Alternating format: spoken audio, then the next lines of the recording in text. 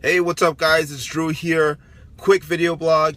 So today I want to talk about Harriet Tubman being on the $20 bill. And I guess everybody's reaction to that, or lack thereof, or whatever. Alright, let's first start off. I'm going to say something very libertarian today. I'm going to start off like this, okay?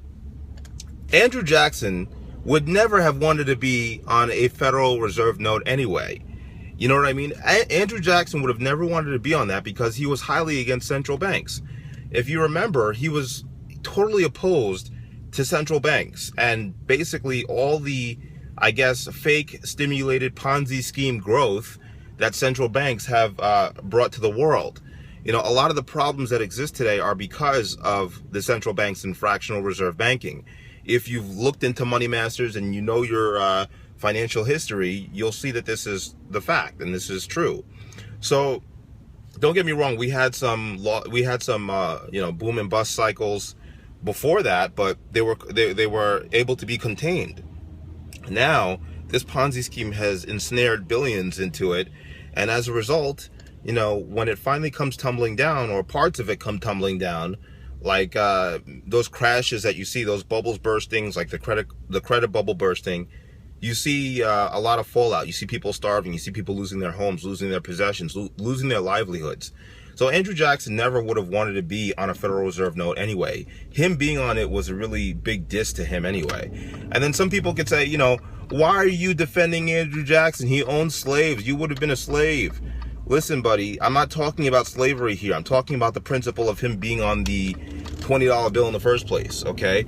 And, you know, like I said, in the history of slavery, you guys know me, my background. My parents were never slaves. I still have my ancestors were never slaves. I still have my African last name because of that. Okay, so let's get off that topic. Now, let's talk about Harriet Tubman. Personally, I don't think that she belongs on the $20 bill either. You know why? Because, to be honest with you, I don't know how far her capacity to think would be as far as financial systems and what we have today, but I don't think that she would want to be on the Federal Reserve bill. I don't think so, because this debt system is used to enslave a lot of people to central banks. And don't get me wrong, like, a lot of good has come out of it too.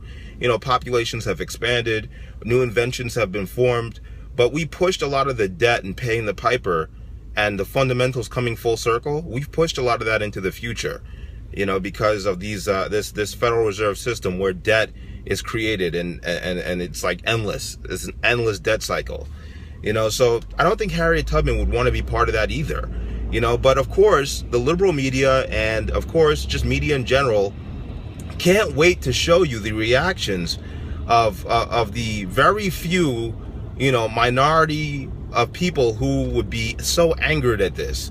They want to turn this into another racial back and forth. They can't wait to do that.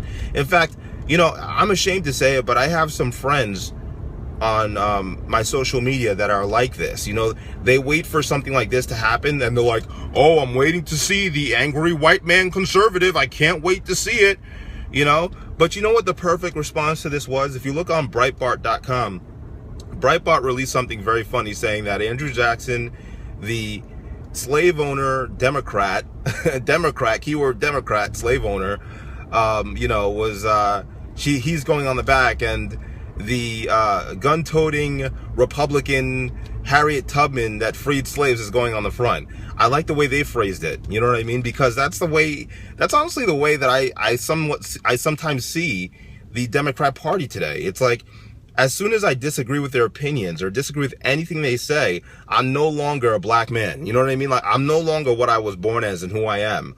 You know what I mean? I'm not who I am. I can't say that because skin color doesn't define who I am, to be honest with you. It's just, it's a color of your casing, okay?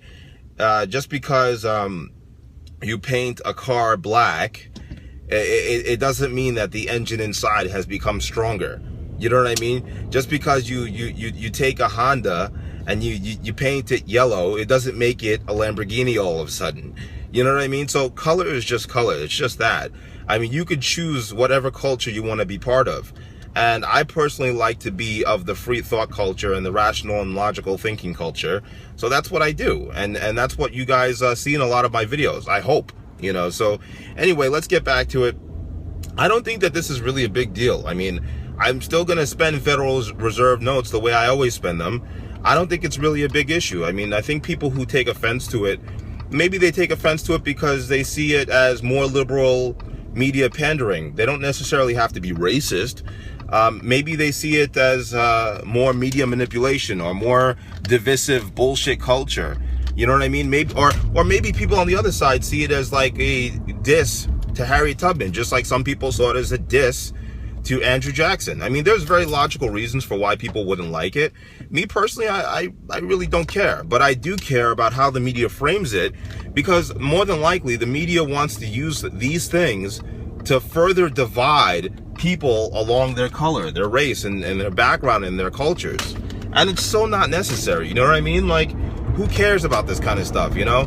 But there's people just waiting for these racial conflicts to arise in media so that they can go on the internet and say what they've always wanted to say. And I'm not even talking about white people. Like, there's a lot of my black friends that can't wait for something like this to happen so that they can get on social media and be like, oh, look, we're coming up, you better be scared. You know what I mean? Like, it's so silly. You know, if something is happening good to you, it doesn't need to be said in such a manner.